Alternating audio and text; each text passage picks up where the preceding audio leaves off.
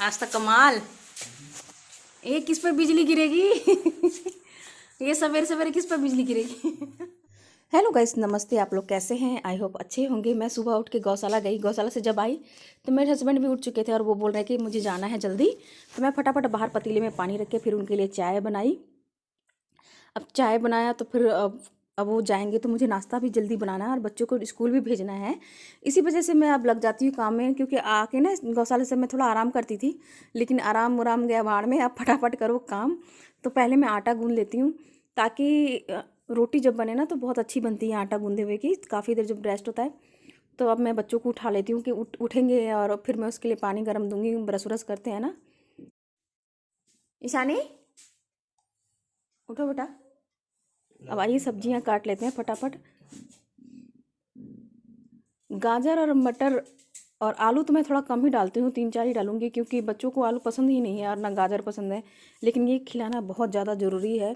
पौष्टिक किसी चीज़ में रह ही नहीं गया। अब आइए मैं बाहर का मौसम आपको दिखाऊं।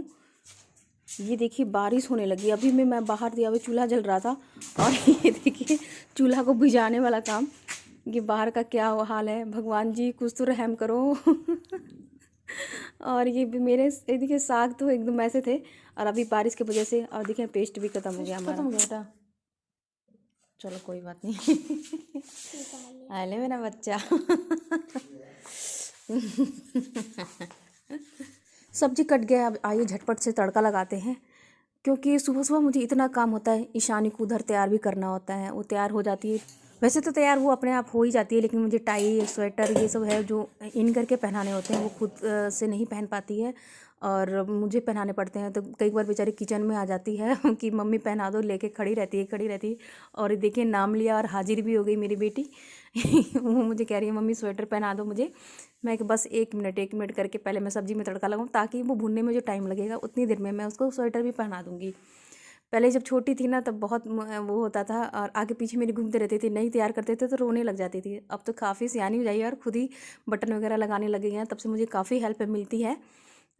मेरे बच्चे वैसे काफ़ी मुझे तंग नहीं करते, मतलब ठीक ठीक। और ये देखिए हाथ गीला कर रखी है, बताओ।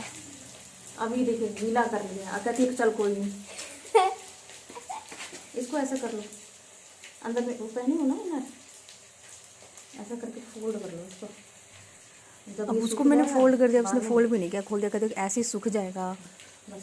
अब ये इनको पता नहीं है ना कि ठंड लग जाएगी तो कितनी मुश्किल होती है। मुश्किल से तो बच्ची को मैंने अभी बचाया है और ठीक कराया है।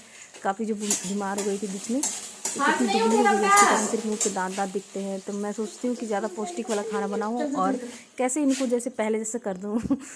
हर माँ तो यही सोचती होगी। आप लोग भी आपके भी बच्चे होंगे तो आप भी यही सोचती होंगी। लेकिन ये लोग हैं ना एकदम चीज़ देख देख के खाते हैं, रोटी गिन गिन के खाते हैं। एक सुबह तो खाने का नाम ही नहीं लेते। इनके लिए मैं इतना बनाती हूँ और मैं ज़्यादातर बाहर की कोई भी चीज़ इनको ज़्यादा खाने नहीं देती हूँ। मैं जो होता है घर पे बनाती हूँ और घर पे ही कहती हूँ कि खाओ, क्योंकि हर चीज़ में तो कैसा रहता है। और ठंड के कारण ना मेरे बेटे को दर्द हो रही है अभी पीठ में। क्या हुआ है? पीठ दुख रही है ना? है हाँ तो मूव लगा देते हैं डैडी। मैंने कह दिया कि डैडी लगा देंगे, लेकिन डैडी तो खुद पूजा कर रहे हैं। उनके हाथ मुझसे भी ज़्यादा ठंडे हैं। लेकिन कोई नहीं, ये मैं किचन में इधर करूँगी तब तक इसके डैडी ना कपड़े पहन के इसको लगा देंगे। बहुत अफसोस लगता है कि बच्चा कोई दुख तकलीफ में हो ना, क्योंकि जब कमर दर्द करती है तो खुद पता लगता है। क्योंकि ठंड है ना, यूनिफॉर्म में क्या है, एक ब्लेजर में कितनी गर्मी होती है। घर में तो चलो कम्बल में बैठे रहते हैं। इतनी ठंड पड़ रही है, स्कूल भी भेजने का दिल नहीं करता, लेकिन क्या करें, अब पेपर है अगले महीने तो इसको भेजना पड़ेगा। अब फटाफट मसाला वसाला भून के ना, मैं इसमें ज़्यादा मसाला यूज़ नहीं करती हूँ, क्योंकि हर हर चीज़ में ना ज़्यादा मसाला खाना ही नहीं चाहिए।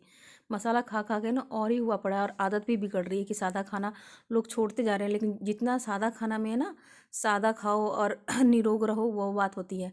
अब मटर भी खाने को दिल नहीं करा। बच्चे सब क्या कर रहे हैं कि मम्मी अब मटर मत बनाया करो, क्योंकि टेस्ट करेंगे। 2-3 बार मैंने हरे वाले चने बना लिए ना, अब उनको वो अच्छा लगने लग गया है, अब ये नहीं अच्छा लगता। तो ये भी तो खाना ज़रूरी है ना। गाजर उजर में भी इतनी प्रोटीन होती है। जूस उस तो इतनी ठंड है तो पिया नहीं जाता जूस। तो मैं गाजर की सोचती हूँ सब्जी बना दूँ तो वो कुछ तो खाएंगे। अब ये इसके पापा तो तैयार हो गए हैं। अब इनको लिए फटाफट मैं एक तरफ सब्जी चढ़ा दी हूँ और एक तरफ मैं रोटी बनाऊंगी क्या, ताकि वो टाइम से जा सकें, उनके लेट ना हो। मेरा उठने का भी फ़ायदा तभी है कि उनको मैं लेट ना करूं, टाइम पर भेज दूं।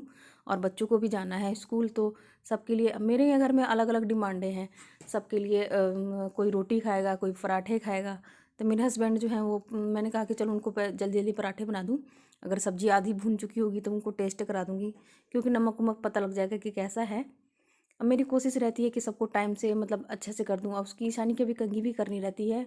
और ये मैं पहले रोटी बना लेती हूँ तब तक ठंडी होगी, क्योंकि गर्म गर्म टिफ़िन में मैं भरती भी नहीं हूँ।